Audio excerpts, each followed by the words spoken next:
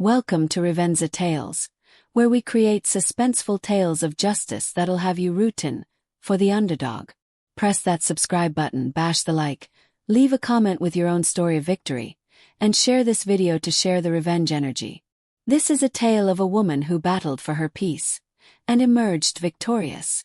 Margaret Evans stood in front of her bathroom mirror at her cozy country cottage, her aged hands running over the rim of the sink as tears of happiness sparkled on her face. At 69, after 45 years of marriage and 2 years mourning her husband's death, she'd done something just for herself. With $5,000 saved over decades, penny by penny, foregoing small pleasures such as new dresses or restaurant meals, she'd purchased this small sanctuary in rural Vermont. The 2-bedroom home, with its worn wooden floors and windows looking out onto fields for miles, she owned absolutely. Its garden, sprinkled with possibilities for roses and lavender, held out for peaceful mornings she'd never allowed herself to dream. That morning, September's cool air creeping in the open window, Margaret enjoyed her very first breakfast in the small kitchen. Toast with jam, steaming coffee, and birdsong instead of the hum of the city. She'd watered her new potted flowers, marigolds and petunias she'd purchased at a nearby nursery, and decided where to put her favorite rocking chair, a memento from her deceased husband, Tom. The cream-colored walls, newly painted, carried the scent of new beginnings. For the first time in years, she felt untethered, allowed to read her books, her garden, and be without duty. This was her haven, forged in sacrifice, and no one could take it from her. As she put away her humble things in the master bedroom closet, faded sweaters, a few dresses, Tom's beloved scarf, her phone vibrated on the bedside table. Her daughter Emily's name flashed on the screen, and Margaret smiled, anticipating a warm greeting to mark her new beginning. Emily had been dubious about the buy, urging her to remain in her small city flat, closer to us. Not with us, Margaret observed, but close enough to be called upon when necessary. Babysitting, chores, or welcoming her son-in-law James's relatives. "Hello, my dear," Margaret answered, her voice warm with maternal hope despite past disappointments. "Mom, get ready," Emily said, her tone sharp, no trace of a greeting. "In 1 hour, I'm bringing James's family, 20 people. Make food and prep the rooms. We're staying 2 weeks." The words hit like a cold wind, stealing Margaret's breath. Her heart thudded, the phone trembling in her hand. 20 people, Emily. I just moved in. I don't have room or food for all of them.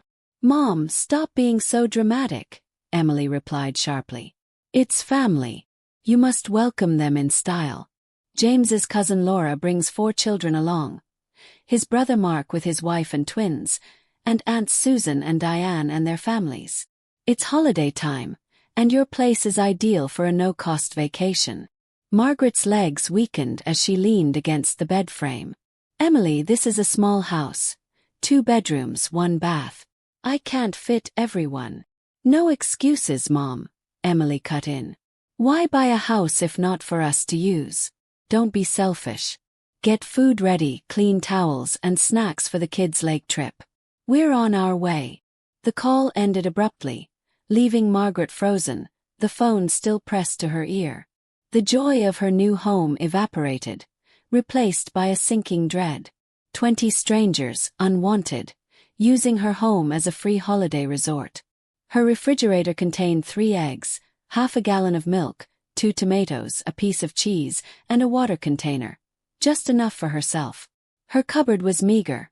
A can of beans, a tin of tuna, a half bag of rice, and staple spices. She had purchased a 4-place dish set, deeming it sufficient for her solitary life. Now it was ridiculously insufficient. With just $300 remaining after equipping the house, how was she supposed to feed an army for 2 weeks? Worse than the planning was the bite of disrespect. Emily hadn't inquired as to whether she could handle it or wished to have her stay. She'd taken charge of Margaret's place, time, and resources, treating her mother like a servant, not a human. Memories came rushing back, agonizing reminders of a familiar pattern. After Tom's death, Emily and James had treated her old apartment like a convenience store, raiding her fridge, using her washer, leaving dishes piled high. The day after Tom's funeral, when Margaret was raw with grief, Emily had shown up with boxes declaring, "You have too much stuff, Mom. We're taking these books. You don't need them at your age." Without asking, she'd packed Tom's novels and his father's gold watch, treasures Margaret cherished. Margaret had been too broken to protest. When she sold her apartment for this cottage, Emily had demanded the proceeds, saying, "You don't understand money, Mom. I'll invest it better." When Margaret refused, Emily didn't speak to her for a month. Now, on her first day in her dream home, Emily was claiming it as a family vacation spot. Margaret settled onto her new bed, its fresh linen selected for quiet mornings, and let tears well up once more, not of happiness but of betrayal. Her garden, where she had dreamed of planting tulips, would soon be stomped by children she hardly knew. Her peace would be noise. She glared at the phone, Emily's words repeating in her head. "Don't be selfish." Selfish. After years of prioritizing her family, babysitting Emily's children, cooking for James's surprise guests, loaning money that never came back, Margaret had been bold enough to create something for herself. And here was Emily now, making her sanctuary a battleground. The clock ticked. 50 minutes to their arrival. Her heart trembled, clawing at her chest, but she willed herself to act. She stood in the kitchen and swung open the fridge door, confirming its barren shelves. Her cabinets held no miracles. With no moment to lose, she took her purse and keys, her hands trembling as she calculated how much cash she still had. The ride to the neighborhood market seemed to take forever, each mile burdened with the arithmetic of survival. She sped through shelves at the small supermarket, taking rice, pasta, beans, canned sauce, bargain carrots, and stale bread, the staples to make do for many. It cost $240, pretty much stripping her of cash. At home, with 20 minutes to spare, Margaret boiled water for rice and noodles, chopped vegetables with shaking hands, and canned vegetables in frantic mode. She cried as she worked, not from the onions but from bitter, burning rage. She had been the obliging mother, the dependable grandmother, always the yes one. She remembered when James brought 3 friends over to her flat for a football weekend and needed her to cook and serve refreshments. "Mom's out of town and you're such a good cook," he'd said, his smile covering entitlement. She'd used her grocery money to feed them, smiling through fatigue. Or the week she'd rescheduled doctor's appointments to babysit James's sister's children, unpaid, because, "It's good for you to stay busy, Mom." Busy. Alone in a crowd. As she stirred the sauce thinning, the revving of car engines jarred her out of her reverie. She watched out the window as 3 cars came to a stop, disgorging a tangled assortment of adults, children, and luggage. Emily stood in the middle, marshalling like a resort tour guide. "Mom, assist with the luggage," she yelled, her voice ringing over the kids' wails and adults' giggles. Margaret clutched the wooden spoon in a white-knuckled grip. Something within her snapped, not a big crack but a small, determined release. She stepped outside, heart pounding, and faced the crowd. Laura with her crying baby, Mark hauling a cooler of beers, Aunt Susan and Diane chatting as if they'd booked an Airbnb. All assumed her home was theirs. "Margaret, what a gorgeous place," Laura called, bouncing her infant. "The kids will love it. Hope you've got plenty of food. We're starved." Mark clapped her shoulder. "Perfect vacation spot, Mom. Food ready. The twins are cranky without lunch." Margaret's voice snagged in her throat, the pressure of their expectations pinning her down. This was home, her sacrifice, her peace, and they were taking it apart in front of her. Emily came over to Margaret as she scrubbed the dishes in the tiny kitchen sink, her face a pale imitation of rehearsed grief that Margaret had encountered far too many times previously. "Mom, I have to speak with you," Emily said, resting against the counter as if they were partners in this confusion. "James's family is obviously happy to be here, but I think you might have to make a bit more of an effort to make them welcome." Margaret turned gradually, her hands dripping soapy water on the beat-up linoleum floor, the suds intermingling with a few loose crumbs from the children's previous raid. The sink was stacked high with mismatched plates and cups she'd cobbled together, all serving as painful reminders of her panicked attempts. "Try harder," Margaret parroted, her voice firm but underscored with weariness from the day. "Yes, Mom," Emily persisted, folding arms in that familiar protective stance. The meal was so bland, just rice and spaghetti with that insubstantial sauce. "And the house is a bit chilly, like you don't truly welcome us here." She stopped, her eyes slightly narrowing as if probing for culpability. "Think about this as an opportunity to connect with your son-in-law's family. You should feel thankful that they wished to hang out with you." Thankful. The word struck like a pointed stone within Margaret's chest, fanning the ashes of that outrage she'd felt previously. Thankful for 20 unwanted guests who'd emptied her fridge, ruined her garden, complained about everything she did, and used her haven as a temporary barracks. Thankful for the manner in which they'd taken over her home without hesitation, as if her efforts counted for nothing. Emily went on, unaware of the fire seething beneath Margaret's serene face. "Furthermore, I hope you don't intend to charge them anything to host them here. That would be so stingy of you, Mom. Like you're running a motel instead of opening your home." Charge them. The suggestion, tossed out so casually, ignited something new in Margaret's mind. She hadn't considered it before, but now it crystallized. If this were any roadside inn in rural Vermont, they'd be shelling out at least $100 a night per room, plus extras for meals and mess. 20 people for 2 weeks. That added up to thousands. Money that could replenish her dwindling savings and give back her peace. But Margaret remained silent still, her expression a bland mask as she nodded slightly and returned to the dishes. The soapy water churned down the drain, taking with it the last of the meal, but not the increasing determination in her heart. That initial spark of outrage flared brighter now, heating her from deep inside like the first warm whispers of dawn after a cold night. As night fell, the house fell into an awkward cadence of unpacking and conversation. Laura changed her baby's diaper on the dining room table, leaving sticky wipes spilled like confetti. Mark and his twins sprawled on the living room floor, their video game protests ringing unanswered. Susan and Diane staked out corners with luggage, spreading clothing onto every surface available. The air filled with the smell of coolers emptied, beers open, snacks consumed from Margaret's bare cabinets. The master bedroom by night belonged to Laura and her clan, the baby's wails guaranteeing no one slept well in close proximity. Emily and James claimed the second bedroom, slipping inside with silent ease, as if it were always meant to be theirs. The others slept in the living room, air mattresses blown up randomly, sleeping bags spread over rugs which Margaret had freshly vacuumed that morning. Margaret, driven out of her own bed, slept on the creaky sofa, its springs puncturing her back like fingering fingers of accusation.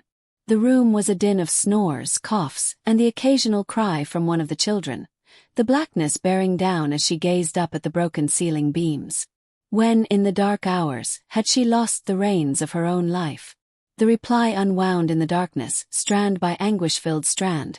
All the yes she'd said when her heart was crying no, all the family emergencies she'd endured on her own, all the boundaries she'd crossed in the interests of peace. Tom had always claimed she was the rock, but rocks crumble at the insistence of steady waves. But in that airless room, amidst the record of her surrender, a counterfact arose. It wasn't too late. Control wasn't lost. It was just a decision away.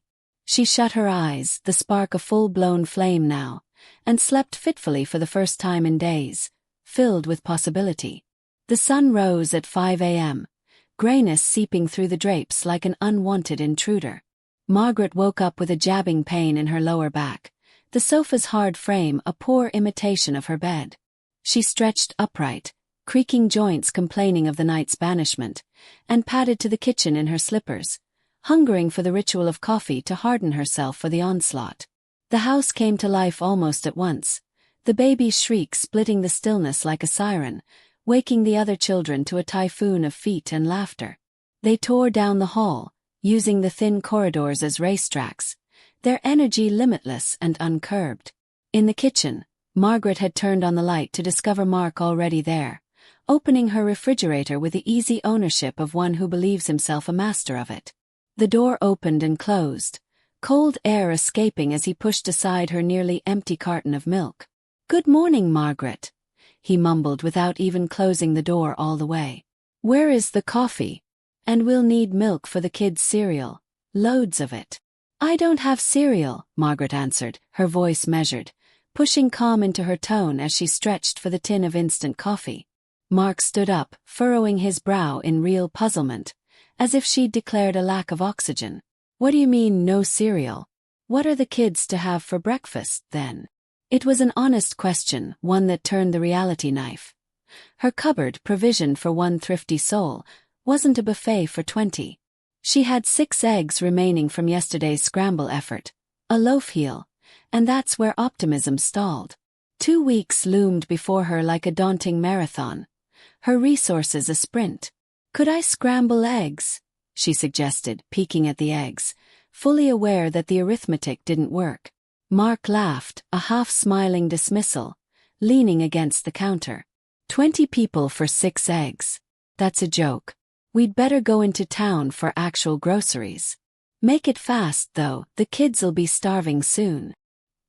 He spoke as if it was their mutual chore, as if her purse was something they shared, oblivious to the $240 she'd already invested in last night's dinner they'd hardly complimented. Emily descended on Margaret before she could get a word out, baby perched on her hip, her face twisted in the last vestiges of sleep. "Margaret, scald some water for the bottle, would you? And I've got these clothes to wash. The baby had a terrible night." She shoved a stuffed bag of dirty diapers and clothes into Margaret's arms, the acrid smell of mess rising up in an instant. "Didn't you bring extras?" Margaret asked, lifting the bag cautiously, her gut roiling at the sudden weight. "Yes, but I didn't think he'd get this dirty," Emily grumbled, readjusting the baby. "Also, you have the washer here.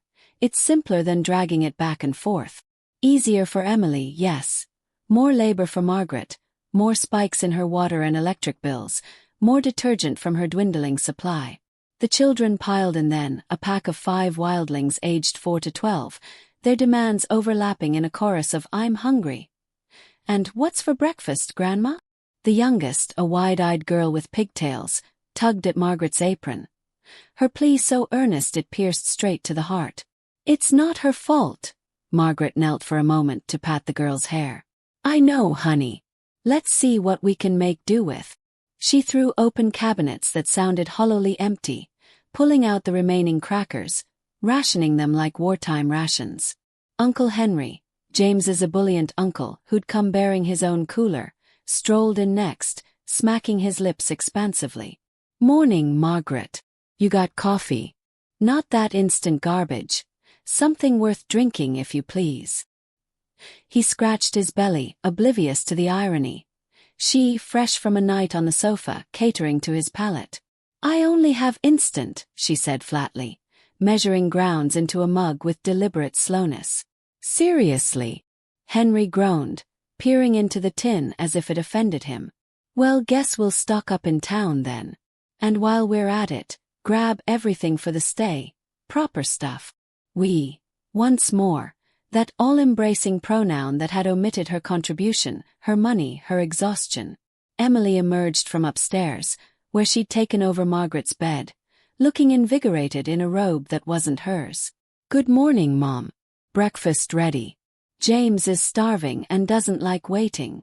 "Emily, I don't have enough for everybody," Margaret snapped, her tone sharpening now, the morning needs eroding her good humor. "We discussed this yesterday. You need to budget better. 20 individuals can't run on fumes. Why don't you make a list and go shopping?" Emily asked breezily. "We'll keep the fort warm here." Keep her fort warm, while she paid the price and avoided the mayhem. James walked into the room behind her, producing that smooth smile that never quite reached their eyes. "Morning, mother-in-law. Heard you're going into town. Pick up some cigarettes and beer for me? Ours won't last 2 weeks. Oh, and charcoal for the barbecue tomorrow." Cigarettes, beer, charcoal. The count rose, every one of them a line item on her silent tally of loss. "James, I don't smoke or drink," Margaret said, stirring her coffee harder than was required. "I wouldn't know brands." "No need, help yourself.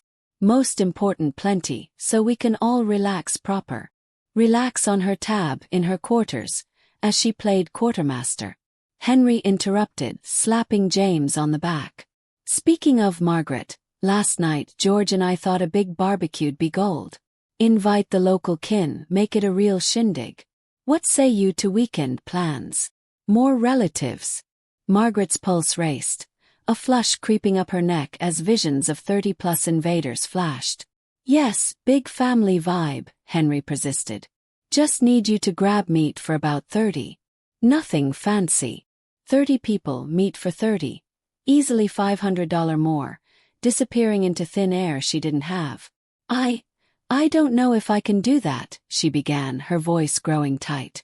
Oh, Margaret, don't pinch pennies, Emily interrupted crisply, bouncing the baby. It's family time. And think of the hotel expenditure coming out ahead. Expense. As if her sweat equity, her stifled dreams, her frayed nerves added to zero. In the meantime, the children had discovered her emergency crackers, munching directly from the box, crumbs snowing across the counter she'd cleaned spotless hours earlier. Kids, easy on those, Margaret called, stepping forward. What are crackers for if not snacking, Mom? Emily snapped, irritation flaring. They're starving, you've got nothing else brewing. Let them have something. Something, her last buffer against hunger pangs of her own. Mom, Emily went on, her tone sharpening like a whetted knife. You're acting selfish here. This is prime bonding, family under one roof. And you're griping over crumbs and cash. Not thrilled to see us joyful. Joyful. They wallowing in her provisions, reclining in her haven, running her days. Of course they were happy. She was the unseen motor powering it all. Margaret stood in the middle of the kitchen siege, 20 pairs of eyes judging her as if she were the villain for rationing reality. And then, in that pressure of expectation, it clicked. Not with thunder, but a gentle, inevitable snap, like a lock turning after years stuck. The puzzle of her life realigned. These weren't kin who cherished. They were users who consumed. Love built bridges. Need erected toll booths. She'd mistaken the latter for the former, decade after decade. It's fine, she said, her voice emerging calm, almost serene, catching even her off guard. I'll run to town, get what's needed. Relief washed over their faces, smug in victory over the pliant grandma once more. But as Margaret grabbed her purse and keys, her thoughts weren't on supermarket shelves. They drifted to the attorney's sign she'd seen yesterday in town, a small office with promises of boundaries she'd never set. For the first time in days, as she made a quick exit from the door, a real smile pulled at her mouth, wary but sincere. The drive was like a stolen breath, the motor of the car the only requirement, no screaming or ordering intruding. Winding roads lined with sun-kissed September maples receded into the distance, the burden on her shoulders easing with every mile. She skirted the market, parking instead in the gravel lot of a snug cafe she'd seen on Movin', a clapboard affair with steaming windows and the promise of solitude. The bell rang softly inside. She took a corner booth, ordering black coffee and a scone, indulgences she hadn't had since Tom's day. The waitress, a sturdy woman named Clara with laugh lines etched deep, slid the mug over. You okay there, hon? Look like you're carrying the world. Margaret sipped, the heat grounding her. Family matters mostly. Complicated ones. Clara nodded, wiping the counter with a knowing glint. Ah, families, the sharpest knives in the drawer sometimes. Cut deepest 'cause they're closest. Her words fell like a match to dry tinder. Yes, her own blood had cut the deepest wounds, made routine to just how it is. Reluctant to go back inside, Margaret set out, boots crunching leaves as she walked the charming streets, past the hardware store, past the post office, until the sign came into view. Elias Grant, attorney at law. The office was humble. Oak desk, law books lined up neatly, a fern contributing improbable green. Elias, wire-rimmed glasses perched on his nose, baritone voice gentle, stood to meet her. Morning, ma'am. How may I help? Legal advice on family dynamics, Margaret attempted, sitting down in the chair, hands cradling each other as determination settled in. She unloaded for the next hour, Emily's surprise call, the horde's arrival, the incessant drain on her purse and peace, from diaper trips to begged barbecues. Elias listened, scribbling notes with his pen, nods sympathetic without compassion.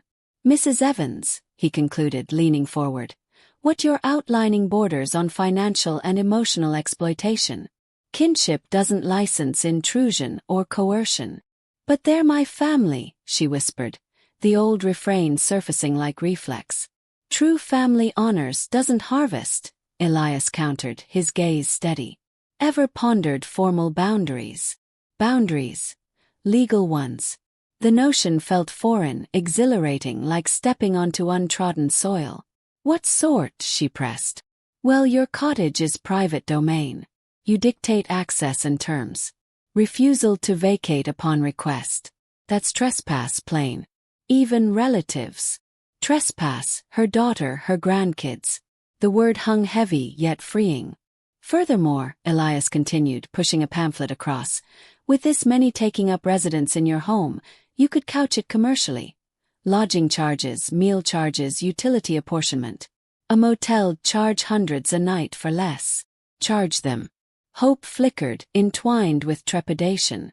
"Legally sound. Absolutely, your property, your terms. Uninvited, non-contributory. Terms and conditions apply, or they find options." Margaret departed with a dossier. A sample letter detailing charges. $100/room/night, $50/person/day for food, $20 per day utilities. And homeowners' rights.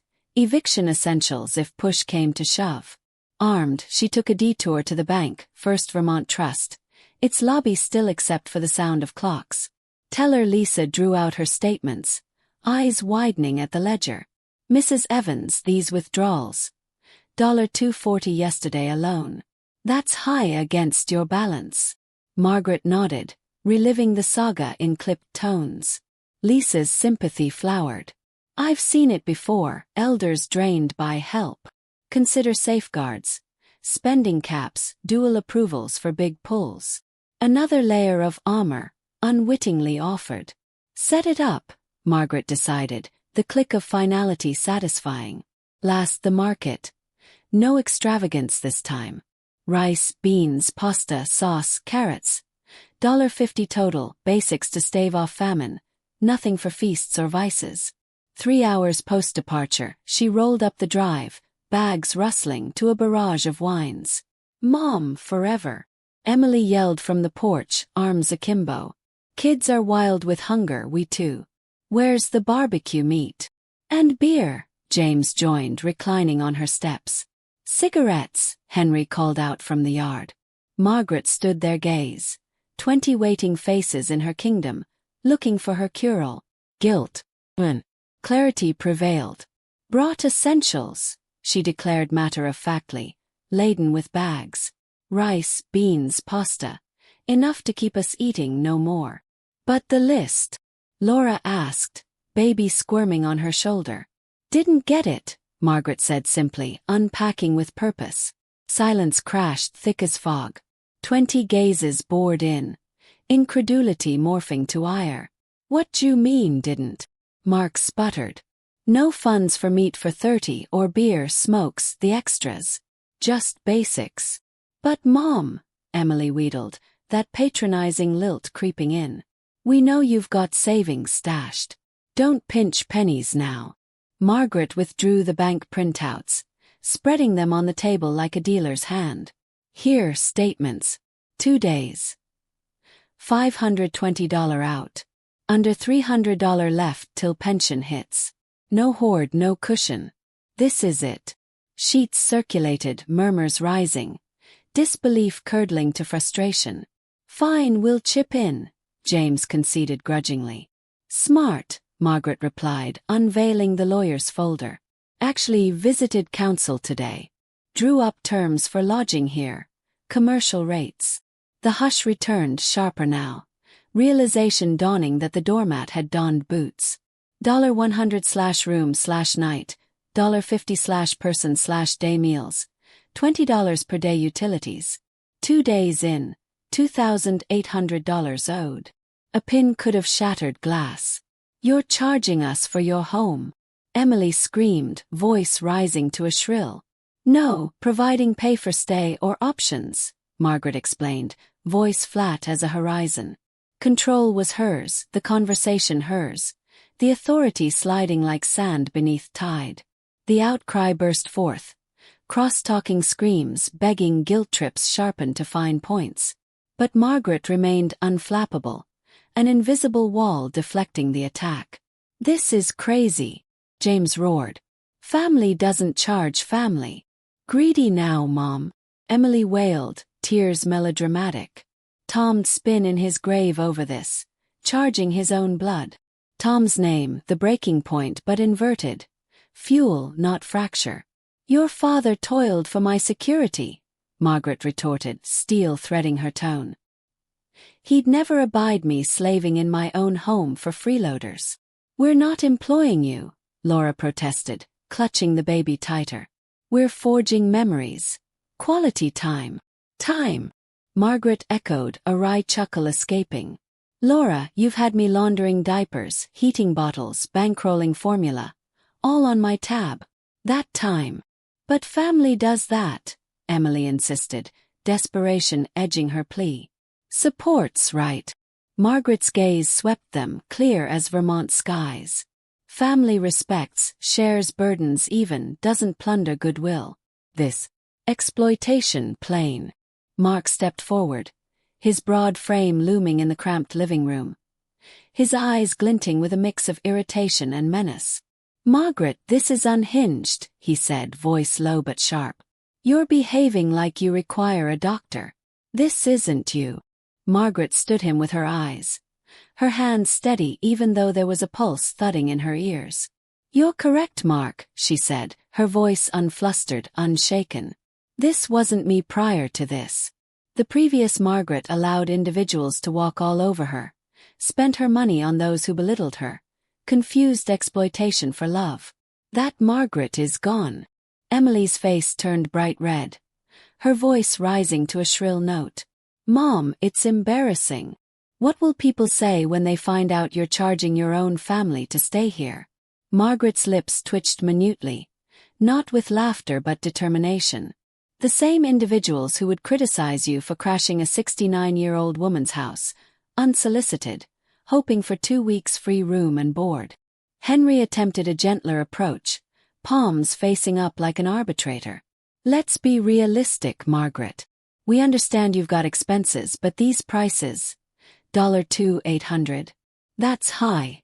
How about $50 total for the entire visit, all of us? Something reasonable." $50. Margaret repeated, her voice slow, measured, allowing the implausibility to sink in. "For 20 people, 14 days. That's less than 18 cents a person a day. You paid more for gas just to get here, Henry. Likely $50 a car." "That's different," George interjected, squirming uncomfortably in his borrowed chair. "Different why?" Margaret demanded, her eyes pinning him. "Because your money's more valuable than mine. Your cost counts, but not mine." Rumor spread through the room, faces tense, eyes flicking as the group searched for a new spin. A few huddled close, whispering tactics. Others gazed at the floor, taken aback by her defiance. Then the door creaked open and tension snapped. Its lifeline, Ellen Carter, Margaret's new neighbor, carrying a wicker basket overflowing with carrots and zucchini from the garden. "Good morning," Ellen called brightly, stepping through the open door, her silver braid catching the sunlight.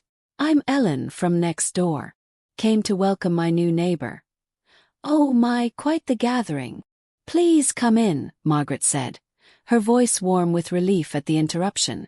"Meet my relatives, here for a visit." Ellen, small and wiry in her early 60s with eyes that saw everything, looked out over the packed room.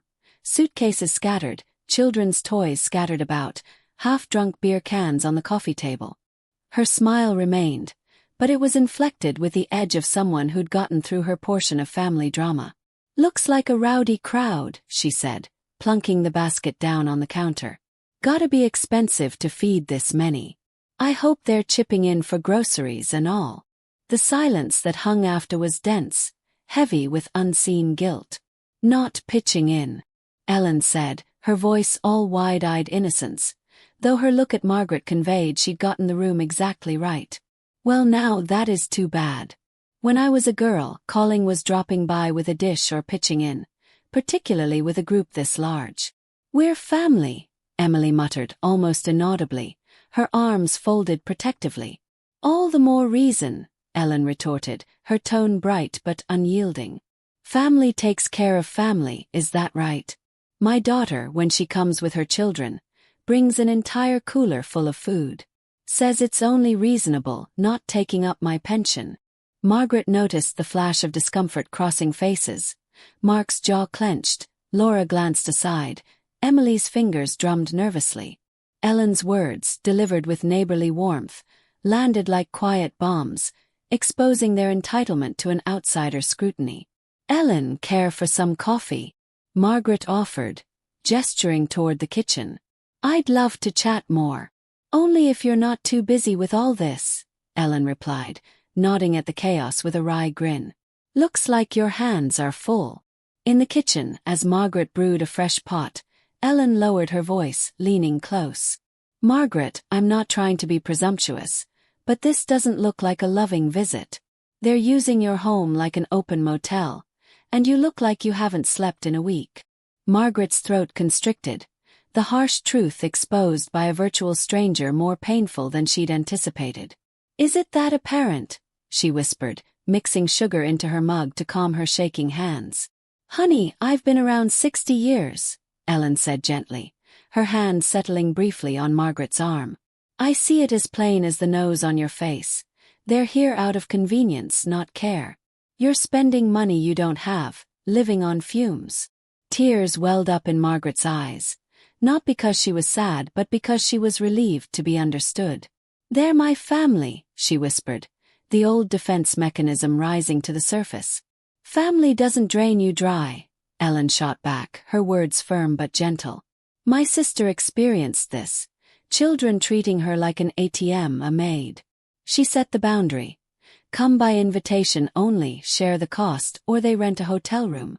Melodrama initially. Oh, the guilt trips, but they learned. Now they come on her terms, bring food, treat her decently, because love isn't a blank check to abuse." Margaret nodded, the words seeping in deep, strengthening the determination that had ignited days before. Back in the living room, coffee mugs in hand, she found the group huddled, their whispers tense, plotting. James cleared his throat, stepping forward like a reluctant diplomat. "Margaret, we've talked. We'll chip in $200 for the whole stay, all of us. Not your crazy rates, but fair." Ellen, sipping her coffee, nearly coughed, her eyebrows shooting up. $200 for 20 people 2 weeks, she said, half laughing.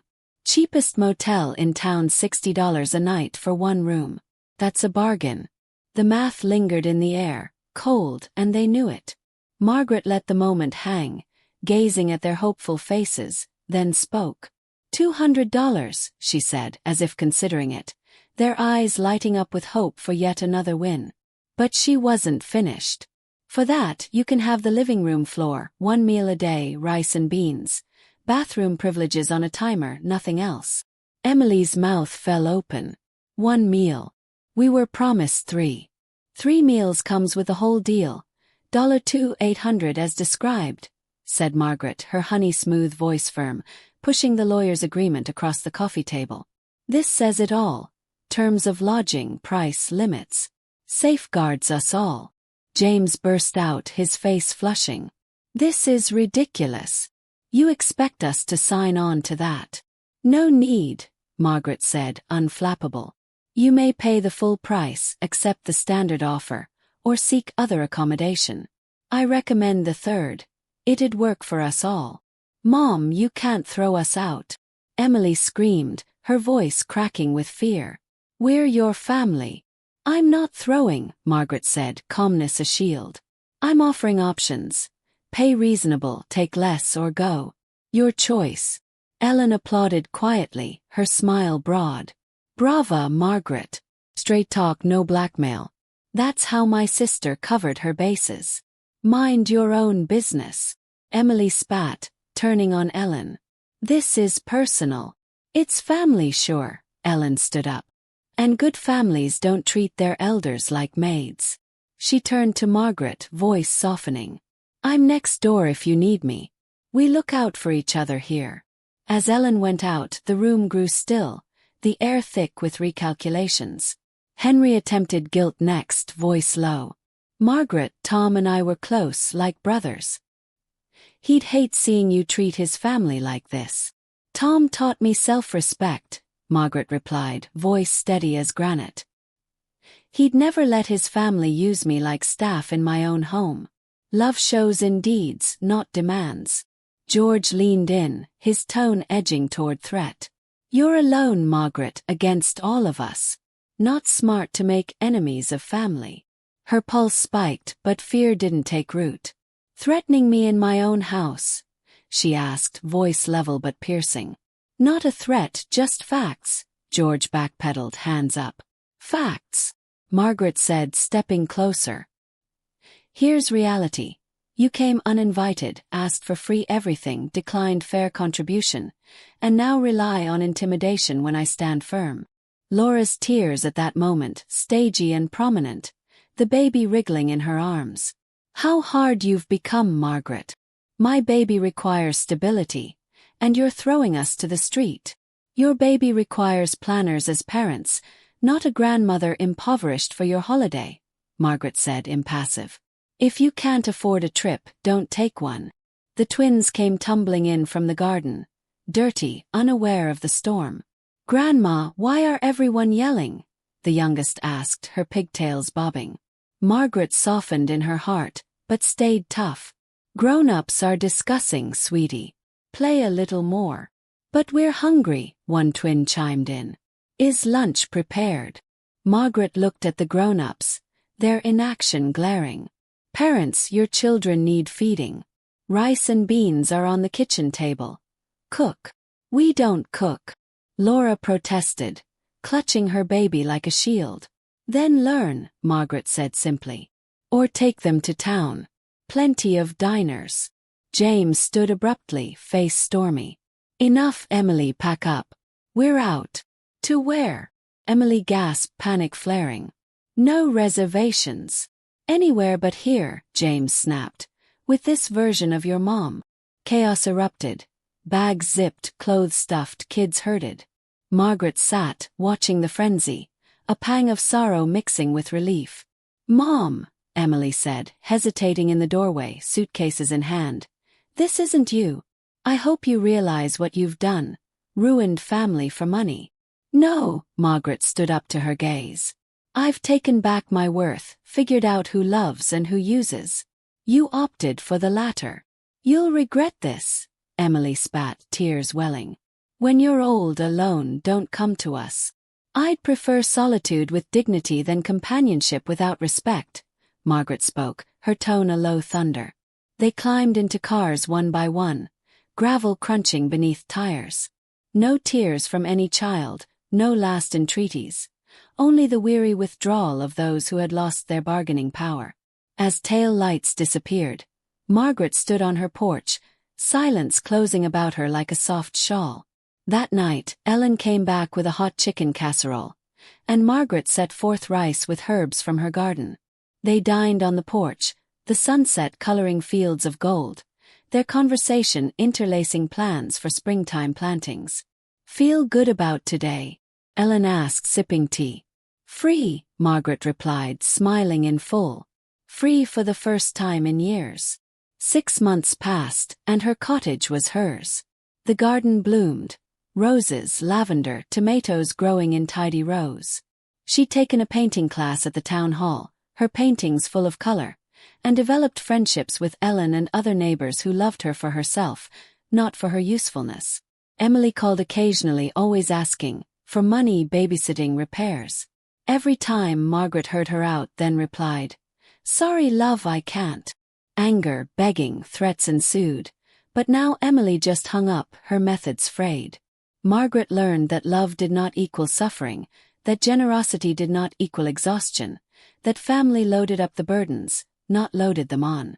Most importantly, she learned it was never too late to take back her life, her dignity, her joy. She woke every morning to birdsong, made coffee in her spotless kitchen, and cared for her plants, healthy, vibrant like her. Moral: real family picks you up, not brings you down. Boundaries to guard your peace because you are worth it. Thanks for jumping into this story of victory with Revenza Tales. If Margaret's courage sparks something inside of you, hit the subscribe button, like the video, and share with someone who needs a taste of justice. Leave your thoughts in the comments.